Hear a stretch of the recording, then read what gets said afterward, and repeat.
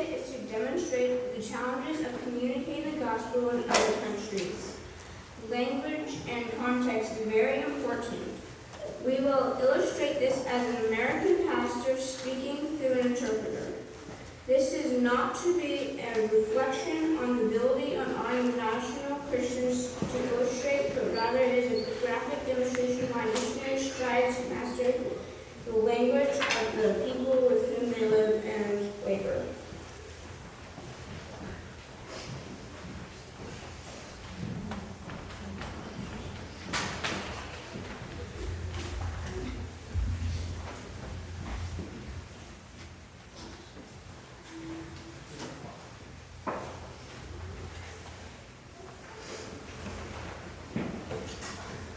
Today we have a great pastor from America to come and speak with us. His name is Pastor Luke.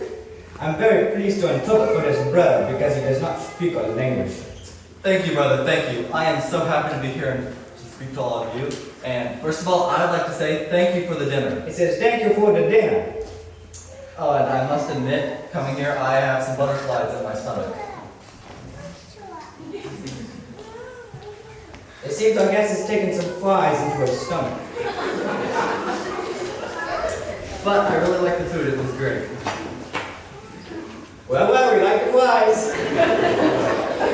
And I want you to know that I am tickled pink to be here to talk about the subject that you guys have.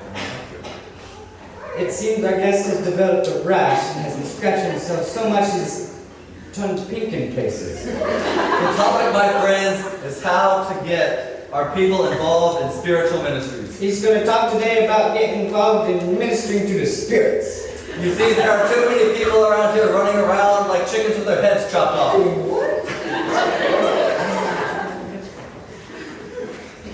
In this man's country, there must be terrible persecution. They're just killing people by chopping their heads off and then they run around for a while. Their testimony isn't worth a hill of beans. The testimony is not worth a mountain of vegetables. I tell you, friends, it's time to get on the ball for Jesus. It's time to play sports for Jesus. Part of the problem is you pastors. The problem is you pastors. You're always jumping the gun.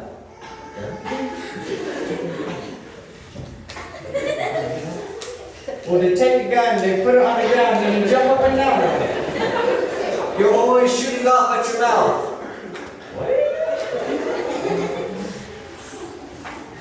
Well, they take the gun and shoot their lips off. I don't know why. You're too apathetic. You're just pathetic. You must give them a reason to be glued to their seats.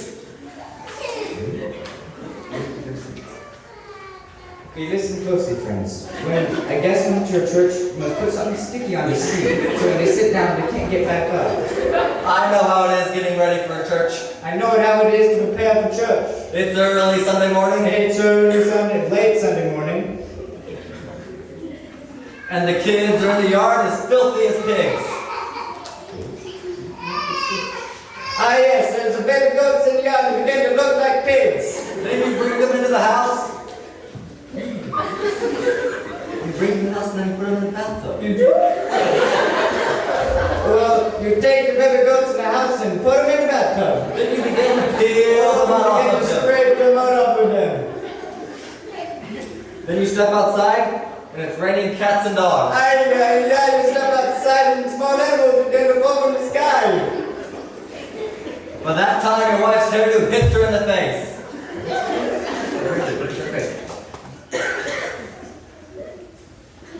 Well, your wife gets hit in the face by one of the small animals falling from the sky. It's enough to make your head spin. It's enough to make her head rotate. In fact, it's enough to make you go bananas. I'm not sure why, but tropical fruit's coming in here somewhere. Well, you finally get to church. Thank God. By the time you get there, you're not even thinking about God anymore. No, by the time you get to this man's church, you don't even think about God. You're mad at your wife and kids. You become so insane with your wife and these baby goats. You're so upset with them that you begin to chew your wife out. Well, you become so angry with your wife, you begin to bite her. People are just sitting there like bumps on a log. People are just sitting there like brown spots on wood. Oh my, I see the clock is flying and I must hasten to a conclusion. It seems this man has had a vision of flying clocks giving people concussions. You need to go to the altar and grab a hold of the horns.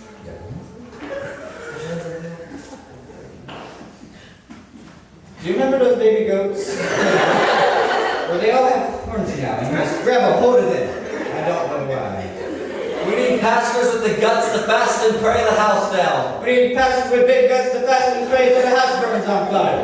Now, if you will only follow my words, If you talk just like I do, the power of God shall sweep you away. God will hit you with the brooms. Every word I preach is in the Bible. This man really thinks that what he says is in the Bible. I hope someday you can come to our church and be a blessing unto us as we have tried to come and be unto you. Friends, I hope one day we go to his church and straighten out this woman's theology. I want to thank you for the opportunity to come here and spell and share these special insights with you. Thank you. Although we know this pastor from America is very crazy, let's all give him a round of applause so he doesn't feel so stupid.